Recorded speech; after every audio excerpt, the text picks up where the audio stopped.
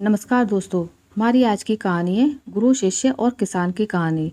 बहुत पुरानी बात है। एक गुरु और एक शिष्य थे। वे दोनों बनारस में रहते थे। एक दिन किसी कार्य से उज्जैन जा रहे थे। उज्जैन जाते जाते उन्हें रास्ते में ही रात हो गई। चारों ओर घना जंगल था और अंधेरी रात थी। इस तरह रात्रि में जंगल में रुकना सुरक्षित नहीं था। रात होने पर भी दोनों चलते रहे। तभी उन्हें एक गांव दिखा। गुरु और शिष्य दोनों ही गांव में चले गए। गांव में उन्हें एक झोपड़ी दिखाई दी।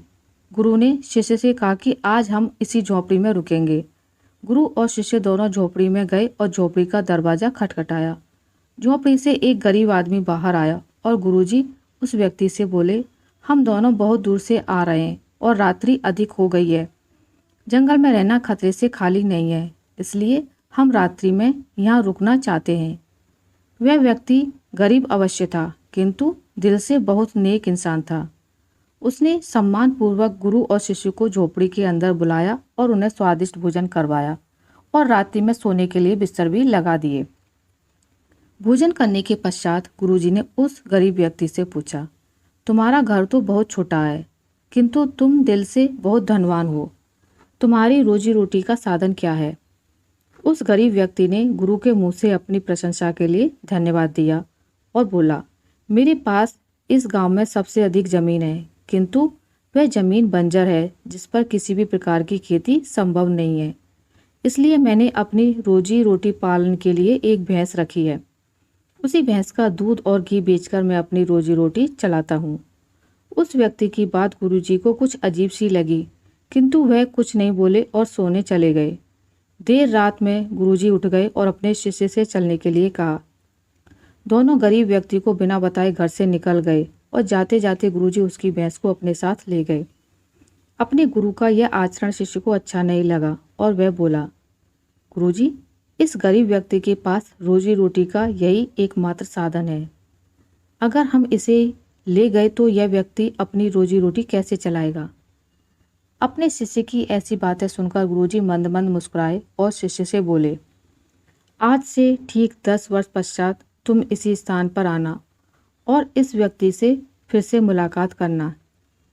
भोर होने के पहले ही गुरु और शिष्य भैंस लेकर उस गांव से बाहर निकल गए।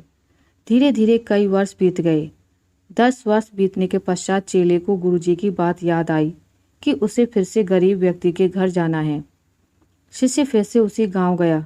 गांव जाते ही उसने देखा कि जिस स्थान पर झोपड़ी थी, ठीक उसी स्थान पर एक आलीशान मकान बना हुआ है। यह देखकर उसे बड़ा आश्चर्य हुआ। शिष्य मकान मालिक से मिलना चाहता था। जैसे ही शिष्य मकान के पास गया, उसने उसी गरीब व्यक्ति को देखा, किंतु इस बार गरीब व्यक्ति बहुत अच्छे कपड़े पहने हुआ था और देखने में बहुत ही संपन्न प्रतीत हो रहा था।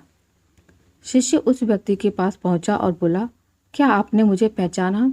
मैं वही बालक हूँ जो आज से 10 वर्ष पहले रात्रि हो जाने के कारण अपने गुरुजी के साथ आपके घर रुका था। वह व्यक्ति झट से शिष्य की बातें सुनकर उसे पहचान गया और बोला, हाँ हाँ, मुझे बहुत अच्छे से याद है। उस रात्रि अगर आप लोग मेरी झोपड़ी में नहीं आए होते तो शायद आज भी मैं उसी दरिद्रता में जी रहा होता। उस रात आपके जाने के बाद मेरी भैंस भी कहीं चली गई थी और मेरी रोजी रोटी के लाले पड़ गए थे। मैंने अपनी बंजर जमीन पर मेहनत की और अथक परिश्रम के पश्चात उस जमीन को उपजाऊ बना लिया और अब उस बंजर जमीन पर मेरी हरी भरी फसलें लहरा रही हैं। इसी जमीन की बदौलत मैं आज इस गांव का सबसे संपन्न किसान बन गया हूँ। शिष्य को अब समझ में आया कि गुरुजी उस रात उस व्यक्ति की भैंस क्यों ले गए। शिष्य के मन में अब अपने गुरु के लिए पहले से कई गुना अधिक सम्मान था। गुरु द्वारा लिए गए निर्णय देखने में भले ही कठोर लगे, किंतु वो लोगों की भलाई के लिए ही उठाए जाते हैं। आशा करती हूँ आपको मेरी आज की कहानी अच्छी लगी होगी।